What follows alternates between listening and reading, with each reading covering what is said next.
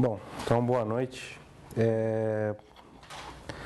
Enfim, o objetivo dessas aulas que a gente vai gravar agora é introduzir, o que a gente vai interesse, principalmente os novos pesquisadores aqui do SEBRAP, alguns autores que falam sobre direito no campo da teoria crítica, né? Não vai ser uma introdução exaustiva, né? A gente vai falar principalmente de 4 autores, quer dizer, o Franz Neumann, o Otto Kirchheimer, o mais conhecido Habermas e o Klaus Gunther, né? Na verdade, as aulas são, relativamente independentes, né? Elas são introduções, à leitura desses autores, e elas pressupõem que as pessoas leiam alguns textos, né? Acho que seria importante quem for assistir esses vídeos ou quem tiver essas aulas ler esses textos para entender um pouco o que esses autores falam, né? Porque nada substitui a leitura do texto, né? Para essa aula de hoje, seria interessante que eu desse uma olhada na introdução ao livro do Franz Neumann, que se chama Império do Direito, que deve sair em português esse ano. Vale a pena ler também o ensaio dele sobre o Montesquieu, que está no livro Estado Autoritário e Estado Democrático, e um outro texto deles que se chama o Conceito de Liberdade Política, e quem tiver tempo, um texto que se chama Mudança de Função do Direito na Sociedade Moderna, que é uma espécie de resumo do livro O Império do Direito, né? Com esses textos a gente tem uma ideia do que é o Franz Neumann e o que ele pensa, né? Mas, antes de falar do Neumann, eu vou falar um pouquinho sobre o que é, o que significa pensar o direito na teoria crítica, né? A teoria crítica, do jeito que a gente compreende aqui no SEBRAP, é uma tradição intelectual que tem a ver com o Instituto de Pesquisas Sociais de Frankfurt, né, que foi fundado na década de 30 e que tem assim como texto seminal o arquiconhecido texto chamado Teoria Tradicional e Teoria Crítica do Max Horkheimer, né? Todos os autores dos quais nós vamos falar aqui, dialogam com esse texto de alguma forma, tem alguma ligação com esse texto, reivindicam esse texto de alguma maneira, né? O que esses autores todos têm em comum, e não só eles, quer dizer, o Adorno, o Walter Benjamin e outros autores, é um pouco tentar atualizar o marxismo para o mundo contemporâneo, né? Uma espécie de, é uma recusa a transformar o marxismo num método, numa epistemologia, né? E recuperando a intuição do Marx, né, que fez uma crítica da economia política e não uma teoria econômica marxista, né? Ele escreveu a crítica da economia política. Pensar então criticamente o mundo contemporâneo, cada um com seu instrumental, né? Esses autores são muito heterogêneos, eles partem de pressupostos diferentes, eles têm objetos de interesse diferentes. Mas todos eles têm esse objetivo de se manter fiel ao marxismo nesse espírito de ver o que existe de, vamos dizer, vigente na teoria do Marx e o que caducou, né? Porque nenhuma teoria é eterna, né? Ela sempre tem que ser renovada conforme a realidade histórica é modificada, né? E por isso, para um pensamento crítico, o conceito central, a ideia central é a ideia de diagnóstico do tempo, com o objetivo de identificar tendências emancipatórias, né? Por isso, normalmente, o pensamento crítico nessa tradição é multidisciplinar, né? Porque o diagnóstico do tempo se faz a partir da leitura do que há de mais avançado nas ciências sociais, na economia e na filosofia, para se incorporar esse resultado e pensar criticamente, né? Então, não existe pensamento crítico nessa tradição sem essa preocupação multidisciplinar, né? E sem essa preocupação de abarcar, de dar conta da totalidade social, né? Fazer um diagnóstico do tempo, tentando identificar o que é emancipatório, o que é regressivo, né? Quais são os obstáculos à emancipação e o que pode, então, ser feito para, haver o aumento da autonomia do homem sobre a sua própria vida, né? A possibilidade dele, determinar a sua própria existência, né? Se a gente organizar um pouco essa exposição em função do que está dito no Capital do Marx, quer dizer, ainda em muitas, assim, muito rapidamente, né? Ali, aparentemente, o que o Marx diz é que o capitalismo se tornou um sujeito automático, né? Sujeito automático que repõe as próprias condições de produção, aliás, que repõe as condições da sua própria reprodução, né? Se o capitalismo se torna um sistema, isso significa que não tem nada fora dele, né? E a política também fica impossível, né? Porque toda a política não passa de uma espécie de farsa que serve apenas para repor o sistema e refazer o ciclo econômico, né?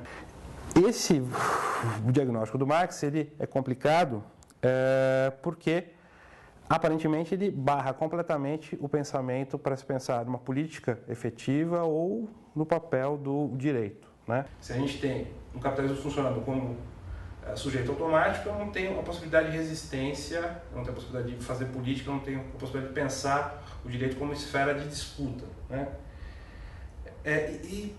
Enfim, isso é interessante porque vai ser, evidentemente, concordando ou discordando com essa visão do Marx, ou levando adiante, ou repensando, que os vários autores vão então localizar a função do direito no seu diagnóstico do tempo e discutir então se há possibilidades ou não há possibilidades emancipatórias ao se pensar o direito, né? Bom, e aí há uma questão complicada na bibliografia sobre Marx, que veja, existia a previsão, ele planejou um livro sobre as classes sociais e sobre o Estado, né? Isso está nos esboços dele e esse livro nunca foi escrito, né?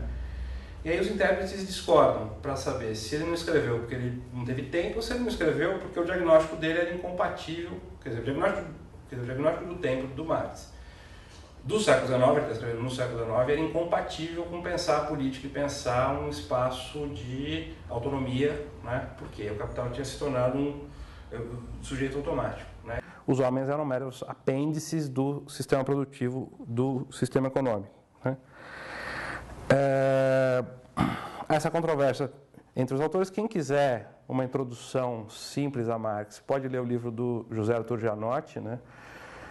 Que saiu pela LPM, que é um livro curtinho. Ali ele apresenta, vamos dizer assim, o cerne conceitual e está lá presente essa questão também dessa controvérsia na interpretação enfim, desse livro tão importante que é O Capital, né? Mas, de qualquer maneira, quer dizer, a teoria crítica é a tentativa, então, de enfiar uma espécie de herdeira, uma continuadora desse projeto, que é um projeto na origem iluminista, né, e que Marx retoma, né, e a teoria crítica leva adiante, que é tentar fazer com que o homem aumente a sua esfera de autonomia. Enfim, esse projeto de esclarecimento, enfim, para essa tradição ele tem que ser visto a partir das suas bases materiais, né, e, evidentemente, quer dizer, que a realização da liberdade, essa é uma questão complicada, né, que vai aparecer no Neumann. Para muitos autores, enfim, como Neumann, por exemplo, principalmente quando ele está escrevendo na década de 50, né, enfim, não acredita mais numa emancipação completa e absoluta, né, até porque o que acontece com o correr do século XX é que o proletariado deixa de ser a classe universal e a gente tem uma pluralização das formas de luta, né? Você não tem mais o proletariado como a única classe social que vai levar adiante a revolução, né? Há várias formas de luta, uma pluralização das formas de luta, então a gente tem que dar conta dessa complexidade, né? Mas a questão central, então, fica sempre sendo como é que é possível realizar autonomia, como é que é possível aumentar o espaço de autodeterminação dos homens em cada contexto histórico, né? E, evidentemente, qual é a função do direito em cada contexto histórico, né? Como é que o direito entra ou não entra nessa constelação, nessa constelação multidisciplinar, né? Nessa análise multidisciplinar que, enfim, caracteriza a teoria crítica nessa tradição, né?